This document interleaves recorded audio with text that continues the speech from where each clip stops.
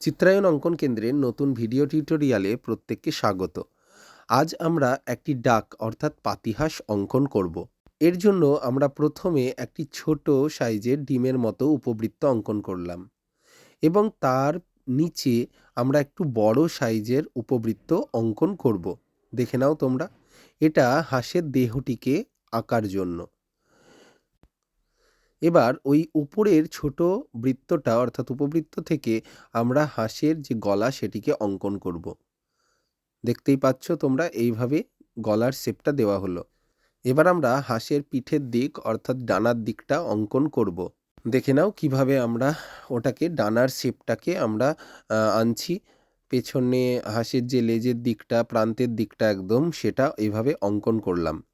তারপর হাঁসের যে ঠোঁটটি আছে সেটাকে অঙ্কন করব এবং তারপর আমরা যে বেসিক লাইনগুলো টেনেছিলাম, যে জ্যামিতিক যে আকারগুলো টেনেছিলাম আমরা, সেগুলো আমরা এভাবে মুছে দেব ইরেজারের মাধ্যমে।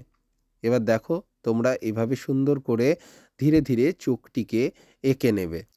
এবার আমরা ডানায় চলে যাব। ডানার কাছে কিছু আমাদেরকে স্ট্রোক দিতে হবে। দেখতেই পাচ্ছ যে পালকের জায়গাগুলো আমরা একটু এরকমভাবে খাঁজ খাঁজ অর্থাৎ ঢেউ ঢেউ করে দিলাম। এবার আমরা একটু জল এঁকে নেব। দেখতেই পাচ্ছ জলের স্ট্রোকগুলোকে তোমরা এইভাবেই দেওয়ার চেষ্টা করবে। খুব আলতো হাতে হালকাভাবে দেবে, বেশি চেপে দেবে না। আমরা এটিকে অয়েল প্যাস্টেলের মাধ্যমে আমরা কালার করব। আমরা এর জন্য প্রথমে নিয়ে নিলাম যে ক্রোম ইয়েলো, এম ব্র্যাকেটে দেখবে এম লেখা আছে, অর্থাৎ মিডিয়াম ইয়েলোটা নিয়ে নেবে। দেখো সুন্দর করে যে হাঁসের যে প্রান্ত ধারগুলো সেগুলোকে আমরা একটু হালকা চাপ দিয়ে অঙ্কন করব, অর্থাৎ রংটা করব চাপ দিয়ে, এবং ভেতরের দিকটা আমরা হালকাভাবে একটু রেখে দেব। হাতের প্রেশারটাকে এভাবে ম্যানেজ করবে, দেখবে সুন্দর করে হয়ে যাবে। তোমরা দেখতে থাকো। এই যে ধারগুলো এগুলোতে একটু প্রেশার দেবে এবং তারপর যে ভেতরের দিকটায় এটাকে প্রেশার একটু রিলিজ করবে, অর্থাৎ প্রেশারটাকে একটু কমিয়ে দেবে। আশা করি এই টিউটোরিয়ালগুলো দেখে তোমাদের খুব উপকার হচ্ছে। যদি তাই হয় তাহলে চ্যানেলটিকে সাবস্ক্রাইব করে দেবে এবং আমাদের যে ভিডিওগুলো আছে সেগুলোতে লাইক, কমেন্ট করতে একদম ভুলবে না। পারলে শেয়ার করে দিও। এবার আমরা ডানায় প্রথমে আমরা প্রাইমারি রেড কালারটা দিয়ে নেব। দেখতেই পাচ্ছ। আমরা ধারগুলোতে ঠিক একইভাবে একটু বেশি প্রেশার দেব, অর্থাৎ চাপ দেব এবং ভেতরের দিকটায় একটু হাতের চাপটা কমিয়ে দেব। এইভাবে আমরা ব্লু কালারটি দিয়ে দেখো রেড কালারের পেছনে দিলাম এবং তারপর আমরা নিয়েছি মিডিয়াম গ্রিন কালারটা। মিডিয়াম গ্রিন কালারটাও একইভাবে আমরা প্রান্তের দিকটাতে একটু চেপে দিলাম এবং তারপর এটাকে হালকা করে দিলাম। গলার কাছটা আমরা অরেঞ্জ কালার দিয়ে ভর্তি করে দিলাম।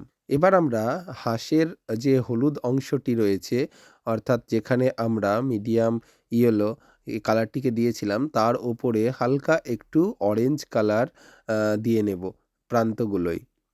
ঠিক আছে? দেখো তোমরা খুব হালকা দেবে, খুব বেশি অরেঞ্জ কালারটিকে দেবে না।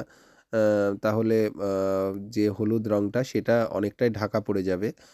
হলুদ রঙটিকে ছেড়ে রাখবে যাতে দেখা যায় ভেতরে, কিন্তু হালকা একটা অরেঞ্জের যে আউটলাইন টাইপের সেরকম দিয়ে নেবে।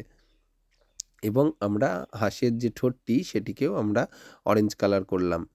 পেছনে এখানে দিয়েছি আমি লাইট গ্রিন কালারটি। দেখো লাইট গ্রিন কালারটিকে তোমরা এইভাবে যে ধার থেকে এইভাবে ভেতরের দিকটায় তোমরা হাতের প্রেশারটাকে রিলিজ করে এইভাবে তোমরা কালারটিকে করবে। তোমরা অভ্যাস করো, দেখবে খুব আশা করি খুব ভালো তোমরা রেজাল্ট পাবে। তোমাদের দেখবে খুব সুন্দর হবে আঁকাটা। দেখতে থাকো। দেখো কিভাবে কালারগুলো করা হচ্ছে এবং তোমরা বাড়িতে অবশ্যই প্র্যাকটিস করো এবং তারপরেও যদি কোনো কিছু অসুবিধা হয় তাহলে কমেন্ট করবে। অবশ্যই আমি সেগুলোর রিপ্লাই দেওয়ার চেষ্টা করব কোনো অসুবিধা হলে। দেখো এবার আমরা যে জল করেছি সেখানে আমরা স্কাই ব্লু কালারটা দিয়ে নেব। দেখো জলের পাকগুলোতে এইভাবে দেবে। বেশ যে ধারের যে দাগগুলো রয়েছে সেগুলোতে একটু তোমরা চাপ দিয়ে দেবে আর এই যে ভেতরের অংশগুলো সেগুলোতে কিন্তু একটু প্রেশারটা একটু কম দেবে। ঠিক আছে? দেখো। এবার আমরা প্রুশিয়ান যে ব্লু সেটা দিয়ে আমরা একটু ডার্ক যে স্ট্রোকটা আছে সেটা দিয়ে নেব, প্রুশিয়ান ব্লু কালারটা দিয়ে। এভাবে তোমরা ধারগুলোতে একটু প্রেশার দিয়ে এরকমভাবে দাগগুলো টানবে এবং ভেতরের দিকটায় একটু প্রেশারটা, হাতের চাপটা একটু কমিয়ে দেবে। আশা করি তোমরা বুঝতে পারছো এবং তোমাদের কাছে আঁকাগুলো সহজও লাগছে। যদি ভিডিওগুলো হেল্পফুল মনে হয় তাহলে তোমরা চ্যানেলটিকে সাবস্ক্রাইব করে দিও। দেখা হচ্ছে পরবর্তী ড্রয়িং টিউটোরিয়ালে। Thank you.